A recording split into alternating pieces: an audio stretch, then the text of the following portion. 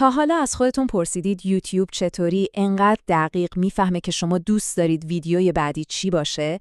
پشت صحنه همه این پیشنهادهای هوشمندانه یه الگوریتم خیلی قدرتمند وجود داره. خب، امروز می‌خوایم با هم این ماشین پیچیده رو رمزگشایی کنیم و ببینیم واقعاً چطور کار میکنه. اینم از نقشه راه امروزمون. اول از همه میریم سراغ مغز الگوریتم و هدف اصلیش. بعد با 4 تا تصمیم گیرنده کلیدی آشنا میشیم، سیگنال هایی که براش مهمن رو بررسی میکنیم، یه سفر کوتاه به گذشته داریم و در آخر هم با یه استراتژی کاربردی برای موفقیت بحث رو جمع‌بندی میکنیم. خب بریم سراغ بحث اول، مغز الگوریتم. به جای اینکه فکر کنیم الگوریتم یه جعبه سیاه و مرموزه، بیایید بهش مثل یه سیستمی نگاه کنیم که فقط و فقط یه هدف اصلی و خیلی مشخص داره. این سوال اصلیه، نه؟ سوالی که ذهن هر تولید کننده محتوایی رو درگیر میکنه. این الگوریتم واقعاً دنبال چیه؟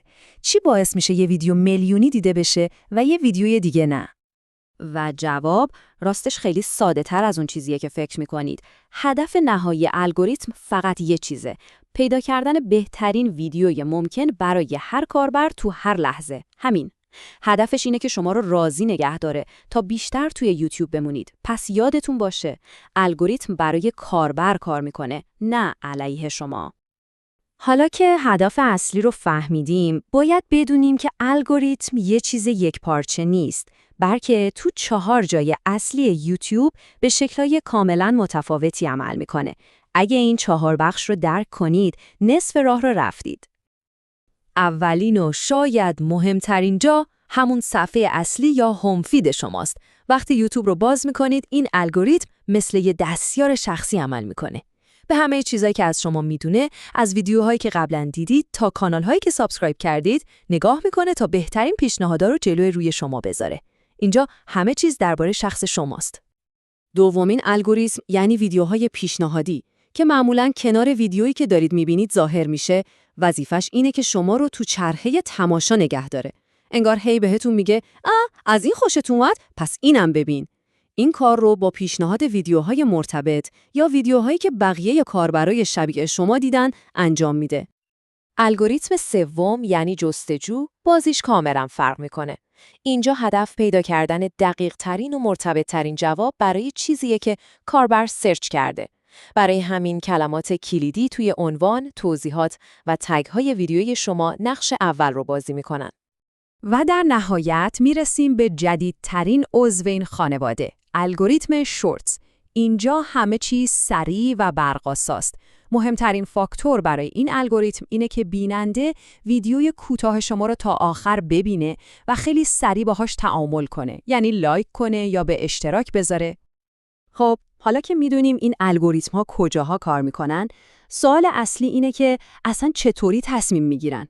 این تصمیم‌ها بر اساس یه سری سیگنال یا داده گرفته میشه که ما هم به عنوان بیننده و هم تولید کننده دائما داریم به یوتیوب میدیم. اولین سیگنال نرخ کلیکه یا همون CTR.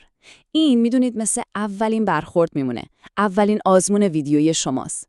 آیا عنوان و تامنیل شما اونقدر جذابه که کاربر رو قانع کنه از بین اون همه گزینه روی ویدیوی شما کلیک کنه؟ CTR بالا یعنی شما تو جلب توجه اولیه موفق بودید. خب، کاربر کلیک کرد. حالا چی؟ اینجاست که پای زمان تماشا میاد وسط. این سیگنال به یوتیوب میگه آیا محتوای شما واقعاً به اون قولی که توی عنوان و تامنیل دادید عمل کرده یا نه؟ هر چقدر بیننده ها زمان بیشتری پای ویدیوی شما بشینن، الگوریتم به این نتیجه میرسه که محتواتون ارزشمنده. لایک ها، کامنت ها، شیر کردن ها و سابسکرایب ها، همه اینا سیگنال های خیلی قوی هستن. اینا به الگوریتم نشون میدن که ویدیوی شما فقط دیده نشده، بلکه تونسته یه ارتباط واقعی با مخاطب برقرار کنه و یه جامعه کوچیک دور خودش جمع کنه. و این یکی شاید یکی از مهمترین ها و کمتر شناخته شده ها باشه: زمان جلسه. سوال اینه: آیا ویدیوی شما باعث میشه کاربر بعد از دیدنش ویدیوهای بیشتری رو در یوتیوب تماشا کنه یا اینکه کلاً پلتفرم رو میبنده و میره؟ یوتیوب عاشق ویدیوهایی که کاربرها رو توی پلتفرم نگه می‌دارن. برای اینکه بفهمیم امروز کجا هستیم، لازمه یه نگاهی هم به گذشته بندازیم. الگوریتم یوتیوب همیشه اینقدر هوشمند نبوده. بیایید ببینیم اولویت‌هاش در طول زمان چطور عوض شده. این اسلاید یه تغییر خیلی بزرگ رو نشون میده. یه زمانی بازی فقط سر کلیک بود. هر کی کلیک بیشتری میگرفت برنده بود. اما امروز هدف خیلی پیچیده‌تر و عمیق‌تر شده. رضایت کاربر. این تایملاین قشنگ داستانو برامون تعریف میکنه. از تمرکز اولیه روی بازدیدها که خیلی راحت میشد توش تقلب کرد، یوتیوب به سمت زمان تماشا حرکت کرد. بعد فهمید شخصی سازی خیلی مهمه. و حالا همه چیز حول محور رضایت و نگه داشتن کاربر توی پلتفرم میچرخه. هر تغییر در واقع یه قدم به سمت هوشمندتر شدن سیستم بوده. خب خیلی عالی. این همه تئوری گفتیم، حالا بریم سراغ بخش عملی ماجرا. چطور میتونیم از همه این دانش به نفع کانال خودمون استفاده کنیم؟ این 5 تا قدم در واقع خلاصه همه چیزاییه که گفتیم. محتوای عالی بسازید تا سیگنال زمان تماشا رو قوی کنید. عنوان تامنیل حرفه‌ای طراحی کنید تا نرخ کلیک یا CTR رو بالا ببرید. با مخاطباتون حرف بزنید و به کامنت‌ها جواب بدید تا سیگنال تعامل رو تقویت کنید. منظم باشید تا الگوریتم شما رو به عنوان یک کانال فعال بشناسه. و از همه مهمتر، داده‌های تحلیلی کانالتون رو چک کنید تا بفهمید چی برای مخاطب شما جواب میده.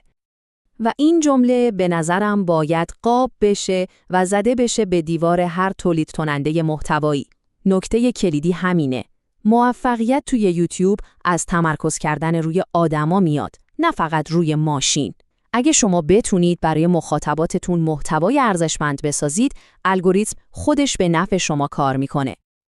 و در نهایت این سوال رو من از شما میپرسم.